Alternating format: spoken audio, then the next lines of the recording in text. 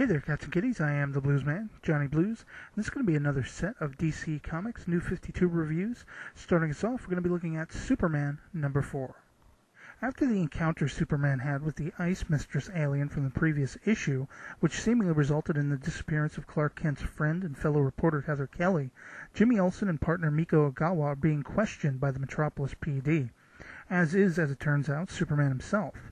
Heather was at the epicenter of the Frozen Foe's outcry and attack on the city when Superman used his heat vision to quell her. This caused Heather to disappear. As the interviews by the cops are unraveling, Heather unexpectedly shows up on TV being interviewed about the whole thing. With the help of the commissioner, by way of the mayor, Supes gets out of the questioning and makes off to the nearest alleyway to make a quick change back into Clark mode. He's suddenly interrupted by a call from Lois, and thanks to a heads-up given by the Snoopy Miko, she has questions for why Clark was in Smallville when Heather, Jimmy, and Miko were waiting for him to film a news story in Metropolis. Lois chides Miko for her snooping when Clark reveals he was visiting his parents, the Kent's gravesite, but we're left with the hint that Lois may now suspect Clark is just a little more blue and red and yellow than he seems to be. Clark's been having spotty memory issues, though, and not really being certain about places he's gone and why and how. And in spite of this, he makes his way back to the TV station where Heather, Miko, and Jimmy are all being interviewed. And there's this cool little moment where you see that Clark and Jimmy exchange a Vulcan hand sign indicating they're Trekkies, which I loved.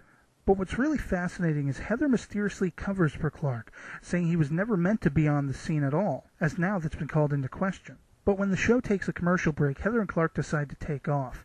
And then suddenly, as Superman, he wakes up facing the three alien foes that have brought us up to this point in all the previous issues. And they're speaking as if they're actually machines or computer programs, which is very strange.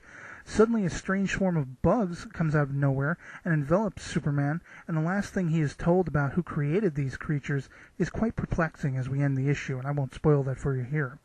As for a page in this issue, I love the moment when Superman is face-to-face with all three of these foes that we've seen in every issue building up to this point. And as for rating this issue, I'm going to go 4 out of 5. So far, I have yet to be displeased with any of the New 52 books. But, of course, that will get us moving on to Teen Titans #4. Cassie Sandsmark, a.k.a. Wonder Girl, is in Times Square, New York on New Year's Eve.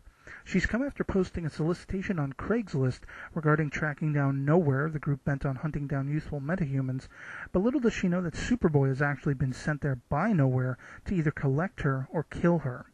Meanwhile, newbie members Bunker and Skitter, a.k.a. Miguel and Celine, are hanging out with Red Robin, Tim Drake, at his penthouse, also in New York. They're suddenly greeted by a ring at the bell, and Miguel goes to answer the door. Instead of being greeted by the takeout delivery person, which Miguel was expecting, he meets Kid Flash and Solstice. We're picking up right from where we left off with them in issue #3, when they escaped the N.O.W.H.E.R.E facility in the Antarctic. Likely they knew how to find Robin by his blog posts about N.O.W.H.E.R.E. Back in Times Square, Cassie has changed into full-on Wonder Girl mode, and she and Superboy are duking it out for all the world to see as it's being filmed live. Celine, back at the penthouse, catches the report and breaks up the funny little spat between Tim and Bart over Bart stealing his clothes to make the budding team aware of what's happening in Times Square. Celine opts out of going, but the rest of them make off to face against Superboy, and just as he's knocked Wonder Girl down, they arrive. And that's pretty much the end of the issue, so I'll leave it there. Very fast-paced issue. As for a page in this issue, I really love the moment when Cassie is getting the first signs that there's trouble brewing in this brilliant 2-page spread. And if you look at the bottom corner, there's this nice image of Superboy, who's locked onto her visually, and superimposed behind him is a poster of Lex Luthor, perhaps hinting of storylines to come. As for rating this issue, I'm going to give it a 4 out of 5. It was action-packed. I love seeing the banter between all the characters. But that's going to be it for this set of DC Comics New 52 reviews.